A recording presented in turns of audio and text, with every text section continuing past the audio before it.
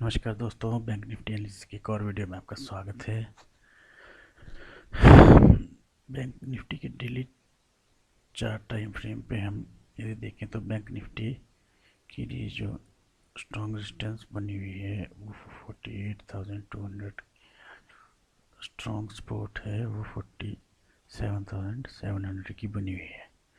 Bank Nifty कल यदि अपने प्रीवियस डे के क्लोज के आसपास ओपन होती है और ओपन होने के बाद यहाँ पे 10-15 मिनट कंसोलिडेट करे और कंसोलिडेट करने के बाद यदि बैंक निफ्टी नीचे की तरफ आती है तो उसका पहला टारगेट 47,400 का होगा और दूसरा टारगेट 47,000 का होगा। दोस्तों एक बात का ध्यान रखना कि 47,400 इसके लिए एक स्ट्रॉन्ग सपोर्ट के रूप में काम करेगा। जब भी बैंक निफ्टी इसके आसपास आती है तो यहाँ से एक कंसोलिडेट होकर ऊपर की तरफ जाने की कोशिश करती है। तो यदि बैंक निफ्टी 47,400 के आसपास आती है तो यहाँ पे हम वेट करेंगे कि बैंक निफ्टी किस तरफ का मूवमेंट करने की कोशिश कर रही है।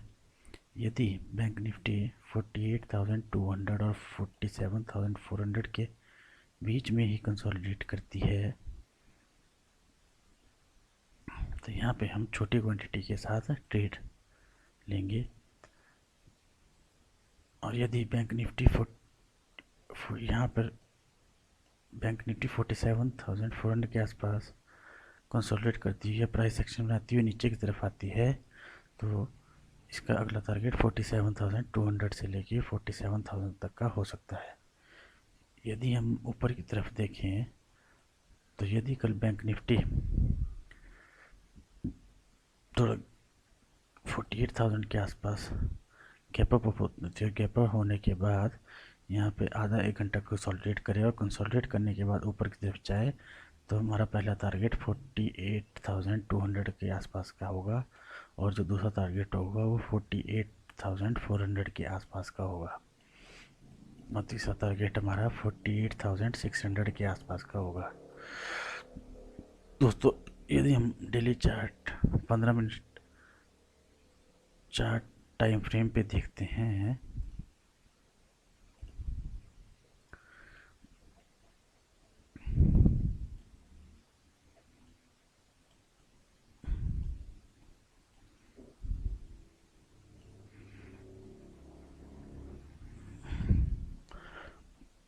तो बैंक निफ्टी के लिए स्ट्रॉन्ग रेजिस्टेंस बनी है वो 48,400 के आसपास की बनी हुई है। जो स्ट्रॉन्ग रेजिस्टेंस बैंक निफ्टी के लिए है वो 47,400 के आसपास की बनी हुई है।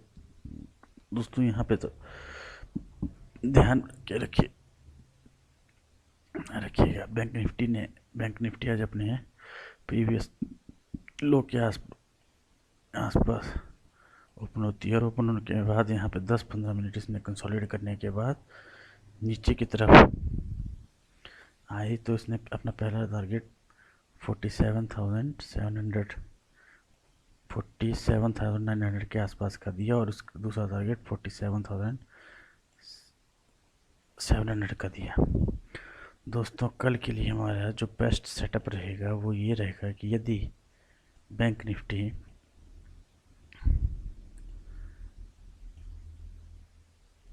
अपने प्रीवियस डे के क्लोज के आसपास ओपन होती है और ओपन होने के बाद यदि यहाँ पे 10-15 मिनट कंसोलिडेट करती है और कंसोलिडेट करने के बाद नीचे की तरफ आती है तो इसका पहला टारगेट 47,400 का होगा और दूसरा टारगेट इसका 47,000 का होगा। जैसे कि मैंने डेली टाइम फ्रेम पे भी आपको बताया है।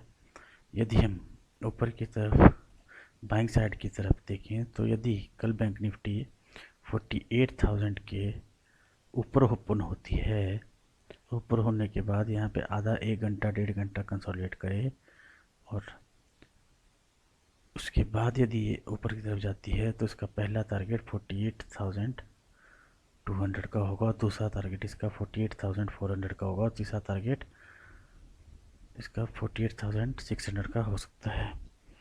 दोस्तों कृपया यहाँ पे ध्यान बनाए रखें और जो डेली चार्ट डेली जो हमारे 15 मिनट टाइम फ्रेम पे जो हमारे लिए स्विंग है वो यहाँ पे ये है, जो कि एक इंस्टेंस के रूप में काम कर सकता है। और यहाँ पे एक कंसोलिडेशन है जो कि हमारे लिए सपोर्ट का काम कर सकते हैं। तो इसी बीच में यदि बैंक निफ्टी कंसोलिडेट करता है तो यहाँ पे हमें छोटी क्वांटिटी से ट्रेड करना है, या फिर किसी प्रकार का प्राइस एक्शन या कैंडलस्टिक पैटर्न बनने का वेट करना है। दोस्तों, यदि मेरी वीडियो आपको अच्छी लगे तो वीडियो को लाइक और सब्सक्राइब जो करना है। मिलते हैं नेक्स्ट वीडियो में। बाय।